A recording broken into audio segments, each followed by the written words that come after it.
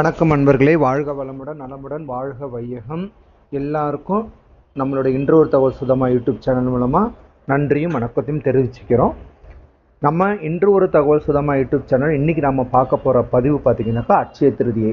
நம்ம போன வருஷம் சேனல் ஆரம்பித்தப்போ போட்டப்போ கொஞ்சம் நல்ல வியூஸ் வந்திருந்தது. இருந்தாலும் அப்போ தான் ஆரம்பங்கிறதுனால அதுக்கப்புறம் போட்ட பதிவுகள் எல்லாமே நல்லா வந்தது. அதனால் இது நம்மளோட சேனலில் ரெண்டாவது பதிவாக தான் இதை கொடுக்குறோம். இதை நான் 2 பதிவாக கொடுக்குறேன். பகுதி 1, பகுதி 2. பகுதி 1ல் என்ன வரலாறு, அட்சய திருதியை அந்த நாளில் என்னென்னலாம் நடந்தது, வரலாற்று நிகழ்வுகள், என்ன செய்யணும் என்ன செய்யக்கூடாது, தானம்னா என்ன, தானம் எப்படி பண்ணணும், என்ன மாதிரி பொருட்களை வாங்கலாம், என்ன மங்கள பொருட்களை அன்னைக்கு நாம் வாங்கணும், என்னைக்கு வருது, இப்படி அனைத்து தகவலும் நம்ம இன்னைக்கு பார்க்கலாம். ஃபஸ்ட்டு வரலாற்று பார்க்கலாமா? குசேலர் கண்ணனை பார்க்கும்போது அவர் வெறும் அவளை தான் கொண்டு போனார். ஏன்னா கண்ணனே சரணாகதின்னு சொல்லிட்டு நினச்சி போனார். அவர் போய் அவர்கிட்ட பணம் வேணும், எனக்கு லக்ஷ்மிகள் வேணும், எனக்கு ஐஸ்வர்யங்கள் பெருகணும், அந்த மாதிரி இதோடு போல முழு சரணாகதி அடைஞ்சார். அவரை போய் பார்த்து அவளை மட்டுமே தானமாக கொடுத்தார். நல்லா தெரிஞ்சுக்கிங்க, அவர் கொடுத்தது தானம். நல்லா புரிஞ்சுக்கணும் இந்த இடத்துல. அப்படி தானம் கொடுத்ததோட விளைவு அவர் வீடே அஷ்ட ஐஸ்வர்யங்கள் பெருகி மாட மாளிகையே ஆச்சு. அதே மாதிரி தான் என்ன பண்ணார், நம்ம பிச்சாம் தேகின்னு சொல்லிட்டு நம்ம ஆதி சங்கரர் ஒரு வீட்டில் கேட்குறாங்க. அந்த வீட்டில் இருக்கிறவங்களே வயதான தம்பதிகள். அவங்க அன்னைக்கு சாப்பிட்றதுக்காக வச்சுருந்த ஒரே ஒரு நெல்லிக்கனி, அது கூட முழுசாக இல்லை, பாதி அங்கங்கே அழுவி அப்படி இப்படின்னு இருந்தது. அதை சரி பண்ணி நம்ம இடத்துக்கு பிச்சைன்னு கேட்குறவங்களுக்கு இல்லைன்னு சொல்லக்கூடாதுன்னு சொல்லி அந்த வயதான தம்பதியர்கள் தானமாக ஒரு நெல்லிக்கனியை ஆதிசங்கரர் கொடுத்ததோட விளைவு அந்த தம்பதிகளோட வீடு அஷ்ட ஐஸ்வர்யம் பேர் தங்க நெல்லிக்கனியா மகாலட்சுமியை பார்த்து அவர் வேண்டுறாரு. என்ன வேண்டுறாரு? அவங்களுக்கே ஒரு நெல்லிக்கனி வச்சிருந்தப்ப எனக்கு தானமாக கொடுக்குறாங்களே மகாலட்சுமி தாயே, நீ உன்னோட கிடைக்கன் பார்வை அவங்க மேலே படலையா அப்படின்னு கேட்டு அன்னைக்கு தான் அவர் என்ன பண்ணார், கனகதாரா சோஸ்திரத்தையே எழுதுறார், பாடுறார். மகாலட்சுமி அதில் மயங்கி அந்த வீட்டில் தங்க நெல்லிக்கனியை மழையாக பொழிஞ்சாங்க. கங்கை பூலோகத்துக்கு வர காரணமாக இருந்தது பகீரதன். அவர் பல நூற்றாண்டுகள் தவம் பண்ணார். அப்படி தவம் பண்ணதோட விளைவு அதாவது சிவபெருமான் தலையில் இருந்த அந்த கங்கையை பூலோகத்துக்கு கொண்டு வந்த அற்புத திருநாளும் என்னது, அட்சய திருதியை. இது வரைக்கும் தானம் தாங்க பண்ணார். பகீரதன் என்ன தானம் பண்ணார்ல, தானம் தவம் ரெண்டுமே உலக நன்மைக்காக எது பண்ணாலும் அது நன்மை தான். அதே மாதிரி பிச்சாடனர் வேஷத்தினால சிவபெருமான் பிச்சை கேட்டப்ப தாய் ஆதிபராசக்தி அன்னபூரணியாக அந்த சிவனுக்கு பிச்சை போட்ட நாளும் அக்ஷய திருதியை அன்றுதான். இது மட்டும் இல்லாமல் நிறைய நிகழ்வுகள் இருக்கு. மகாபாரதத்தில் நம்ம யார், பாஞ்சாலி அம்மா கிருஷ்ணகிட்டேருந்து வாங்கின அக்ஷய பாத்திரம் வாங்கினாலும் அக்ஷய திருதியை தான். அதே மாதிரி திருமால் மார்பில் இடம் பிடித்த நாளும் அக்ஷய திருதியை தான். இது எல்லாமே நம்ம உற்று கவனித்தோம்னா என்ன நமக்கு நல்லா தெரியுதுன்னா, தானம் தவம், உலக நன்மைக்காக தானம் பண்ணுறது அவ்வளோ விசேஷம். அப்புறம் தவம்னா என்ன, நன்மை செய்யணும், மற்றவங்களுக்காக நன்மை செய்யணும். அந்த கங்கை பூமிக்கு வரவே தானே இன்னைக்கு நமக்கு பசுமை புரட்சி, விவசாயம் எல்லாம் நல்லபடியாக நடக்குது. கங்கை இல்லைன்னா என்ன நடக்கும்? இதுதாங்க வரலாற்று நிகழ்வுகள். சரி, இப்போ நாம் வழிபாட்டுக்கு போகலாம். அக்ஷய திருதினா என்னன்றது இப்போ நம்ம பார்த்துருப்போம். அந்த நாளில் என்னென்ன வரலாற்று நிகழ்வுகள் நடந்தது, முக்கியமான மைய கரு என்னன்னு பார்த்தோம்னா தானம் தானம் தானம். வாங்கிறது அடுத்து தான், வாங்கி பூட்டி வைக்கிறது அக்ஷய திருதியை அல்ல.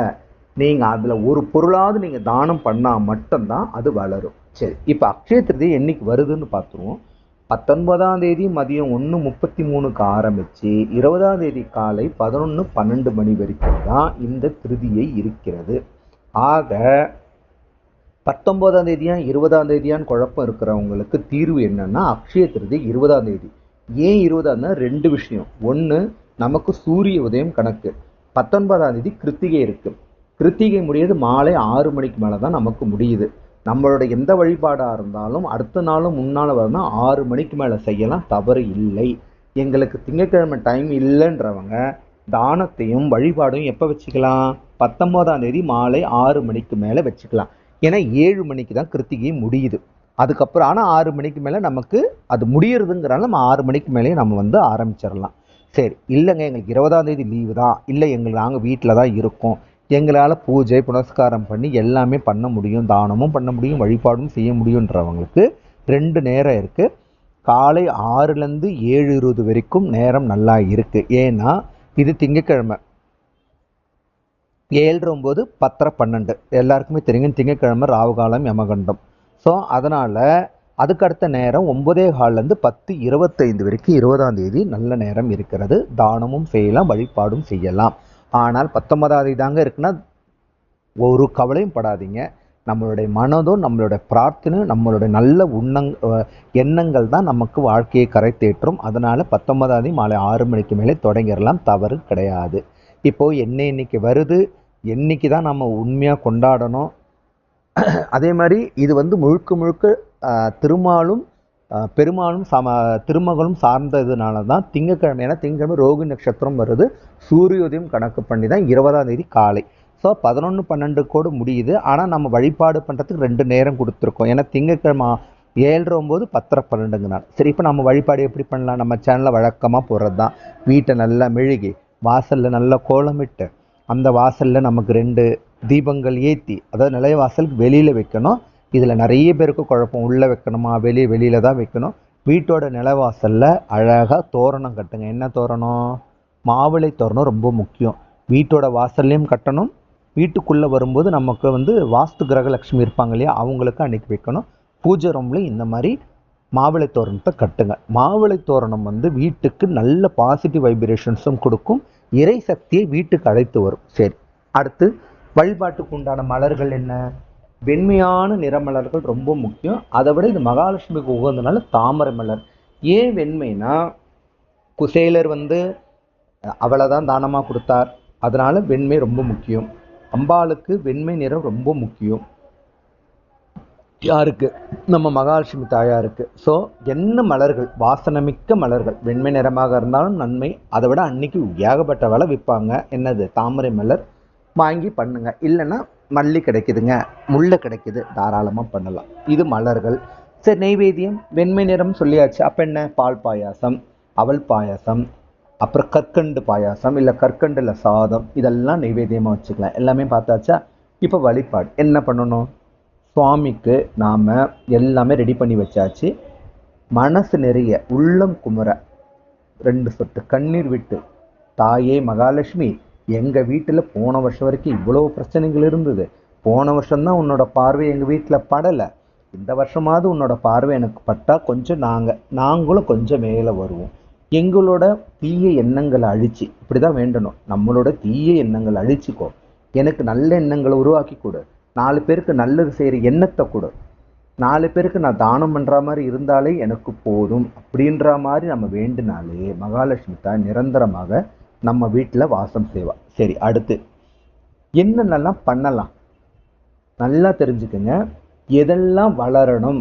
ஒரு படிச்சுட்டு இருக்கோம், நான் ஒரு எக்ஸாம் பாஸ் பண்ணுறேன், அன்னைக்கு 6 மாதம் கழிச்சு எக்ஸாம், அன்னைக்கு ஆரம்பிங்க, அது நல்ல ரிசல்ட்டில் முடியும்.